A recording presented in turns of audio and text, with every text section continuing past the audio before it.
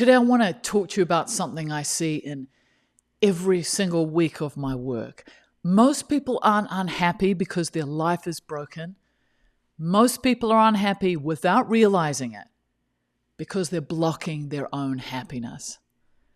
And I need you to understand it's not because you're flawed, it's not because you're weak or doing life wrong. It's simply that your mind has old protective patterns that once kept you safe. And now they subtly get in the way of your peace, your happiness, your sense of enoughness. So today I want to talk you through 5 hidden signs that you may be unintentionally blocking your happiness. So let's dive in, because this is the work that I do. I help people learn how to be happier. So the first sign is this: you constantly feel like you need to earn happiness.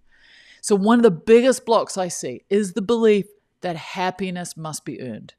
You tell yourself, I'll be happy when I lose weight, or I'll be happy when the stress eases, or I'll be happy when I finally get organized. And this pattern appears all the time, especially in people who are busy, especially in people who are overwhelmed and trying so hard to be good enough before allowing that joy into their life. I want to tell you a story about a woman I worked with. This is going to resonate with so many of you. She spent her whole life being the responsible one. So she cared for her family, she managed everything at work, she held everyone together. And, she had this belief that she could be happy once everything around her was settled. But the trouble was this, is that nothing ever stayed settled. So every time she got close to that moment of rest, her mind would whisper, not yet, you haven't earned it. And the day that we sat down and really talked this through, and she realized that happiness wasn't something she had to perform for, something really profound shifted in her. Not instantly, but enough for her to see that happiness doesn't require permission. And that's the quiet truth here. When you're feeling that you have to earn happiness, it stays out of reach. It's always around the next corner. It's always after the next achievement. And this belief that you have was built long before adulthood. And noticing it is the first step towards helping to heal it. Okay, sign number 2, you're overwhelmed or chronically stressed, and you think this is just how life is. So many people tell me they feel overwhelmed, scattered, or constantly on. And here's the hidden block. So when stress becomes familiar, your mind starts to treat it as normal. It treats it like it's the baseline.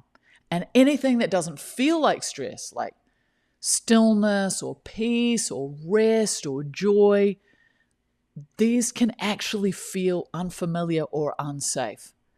So if your mind is really stressed, it can't register joy. It's too occupied because it's scanning for danger even when there's nothing threatening happening. So many of the students in my programs shared with me that when things go quiet, they actually get anxious. Some of them say, I'm waiting for the shoe to drop. Not because something's wrong, but because their nervous systems have never been taught how to rest. And when you've lived in overwhelm for a long time, you stop recognizing that it's overwhelm. It just becomes how life is. But it doesn't have to be. Okay, sign number 3 is this. You feel disconnected from yourself or your emotions. So a surprising number of people say to me, I'm not in touch with my feelings. I don't know what I want. I feel numb. This is incredibly common, but it's not a failure. It's a protective response that's been built over years, sometimes decades. So if you grew up needing to be strong, or if you learned that feelings were inconvenient, or if you needed to push things down just to get through the day, then disconnection becomes a survival habit. But here's the difficulty. If you're disconnected from your pain, you're also disconnected from your joy. You can't selectively numb emotions. If one goes, it all goes. And many people come to me thinking that there's something wrong with them, when actually what's happening is that they've built a wall to protect themselves, a wall their system is outgrown, but doesn't yet know how to lower it. And recognizing that wall is a powerful beginning. Sign number 4. You don't follow through on the things you know would make you happier. This one is so human. People say, I know what I need to do, but I don't do it. And then they start blaming themselves. I'm lazy, I'm undisciplined, what's wrong with me? But in my experience, helping thousands of people, not following through is almost never about laziness. It's a sign of emotional overload. Your system's tired, it's drained, it's overwhelmed. And when your emotional bandwidth is low, even the smallest positive change feels too big, feels too heavy, feels too complicated. So I've seen incredibly capable, brilliant people believe that they're failing, when actually what's happening is that their nervous systems are asking for relief, not productivity. So if this is you, there's nothing wrong with you. You're not broken, you're not weak, you're simply overloaded. And overloaded minds can't initiate change, not because they don't care, but because they're exhausted. Sign number 5. You're carrying unprocessed sadness, loneliness, or pain. So in the surveys I read from students all over the world, people share things like, I feel lonely, I feel sad, I feel overwhelmed, I don't know how to handle this change that's happening in my life, or I don't know how to handle this loss that's happening in my life. So you have to understand that unprocessed emotions don't disappear. They find quiet corners in your mind to wait in, and over time, they make your happiness harder to access. So I had this guy I was working with. He came to me after he lost his partner. And he said that he felt like the joy had been drained out of him. And no matter what he did, he couldn't get it back. And what he eventually discovered was that his sadness wasn't the enemy of his happiness. It was actually his doorway back to it, because he'd spent his life and his marriage being the dependable one, the steady one, and he didn't know how to let himself feel the grief when his partner died. And for years he kept everything pressed down, and he said to himself, it's been 2 years since my partner died and I should be okay by now. But we have to understand that emotions don't follow timelines. They don't disappear because we wish them away. And they certainly don't heal when we put pressure on them.